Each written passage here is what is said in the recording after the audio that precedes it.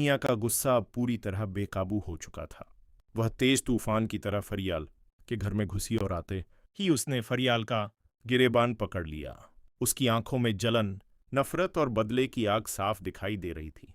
वह गुस्से में चीखते हुए बोली, तुम्हारी वजह से शहराम ने मुझे छोड़ दिया। तुमने मेरी पूरी जिंदगी तबाह कर दी। अब मैं तुम्हें ऐसी सजा दूंगी कि तुम खुद को पहचानने के काबिल भी नहीं रहोगी। फरियाल अचानक हुए इस हमले से बुरी तरह डर गई। वह खुद को छुड़ाने की कोशिश कर रही थी, लेकिन जिनिया का गुस्सा थमने का नाम नहीं ले रहा था। तभी अचानक दरवाजा खुला और शहराम अपनी मां के साथ अंदर आया। सामने का नजारा देखकर उसका पारा चढ़ गया।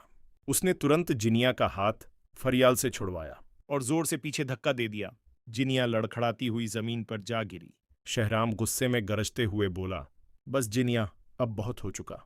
आज के बाद ना तुम फरियाल के करीब आओगी और ना ही उसका नाम लोगी। जिनिया जमीन पर बैठी चीखने लगी, इस लड़की ने मेरा घर उजाड़ दिया। मैं इसे कभी खुश नहीं रहने दूंगी। लेकिन इस बार शहराम पूरी तरह फरियाल के साथ खड़ा था। उसने सख्त आवाज में कहा, तुमने खुद अपने रिश्ते बर्बाद किए हैं। फरियाल ने हमेशा सिर्फ तकलीफें झेली हैं।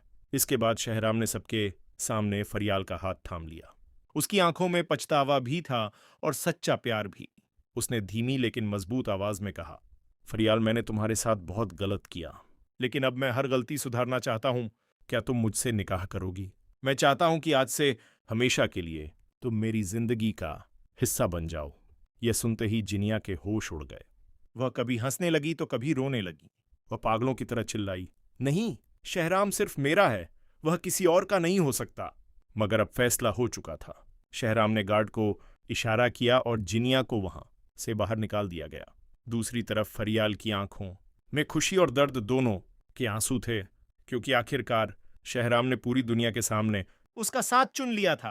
अब आने वाले एपिसोड में देखना होगा कि क्या शहराम और फरियाल का निकाह सच में हो पाएगा या जिनिया फिर से उनकी जिंदगी में कोई नया तूफान लेकर आएगी। जीनिया, आपने मेरे साथ बिल्कुल ठीक नहीं किया। मेरी इतनी मोहब्बत थी आपके साथ, लेकिन आपने उसे मिट्टी में मिला दिया।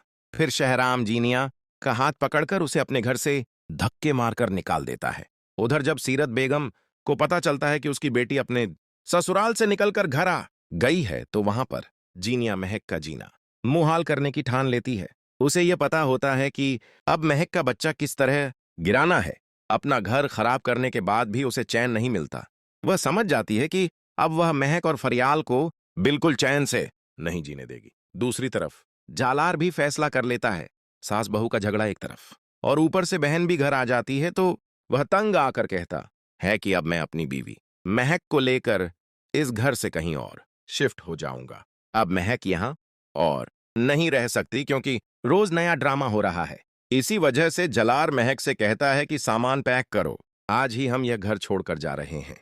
इधर जीनिया बहुत पछताती है और सोचती है कि ऐसा कैसे हो सकता है, जब मैं अपने रिश्ते को बचाने के लिए इतना कुछ कर सकती हूँ, फरियाल को रास्ते से हटा सकती हूँ, तो अब शहराम मुझे घर से कैसे निकाल सकता है। लेकिन अब अंजाम सामने आ चुका है। शहराम फैसला कर चुका है कि वह जीनिया को तलाक देगा और उसे अपने घर में बिल्कुल बर्दाश्त नहीं करेगा। और तभी शहराम के हाथ डॉक्टर की रिपोर्ट्स भी लग जाती हैं, जिससे उसे पता चलता है कि जीनिया ने अपना बच्चा भी गिरा दिया है। ड्रामा सीरियल हद के आगे के एपिसोड में आप लोग देखेंगे कि कहानी और भी ज्यादा संगीन मोड़ ले लेती है। शहराम जब डॉक्टर की रिपोर्ट्स देख लेता है तो उसका गुस्सा और दर्द दोनों चरम पर पहुंच जाते हैं। वह जीनिया को फोन करता है और सख्त लहजे में कहता है, अब मेरे और तुम्हारे बीच कुछ भी बाकी नहीं रहा, कल ही मैं तुम्हें तलाक दे दूंगा। यह सुनकर जीनिया पूरी तरह हिल जाती है, लेकिन उसके अंदर की जिद अभी भी खत्म नहीं होती। वह अपनी मां सीरत बेगम से कहती है, मैं इतनी आसानी से हार मानने वाली नहीं हूं, मैं अपना हक लेकर रहूंगी।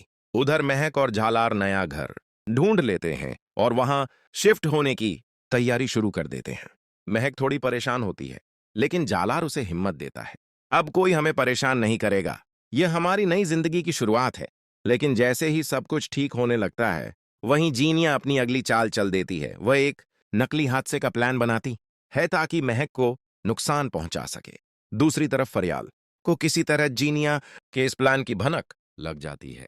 वह तुरंत जलार को कॉल करती है और कहती है, जलार, महक को अकेला मत छोड़ना, जीनिया कुछ बड़ा करने वाली है। अब जलार घबरा जाता है और जल्दी से घर पहुंचता है। जहां महक दरवाजा खोलती है, लेकिन वह काफी डरी हुई होती है। उसे लगता है कि कोई उसका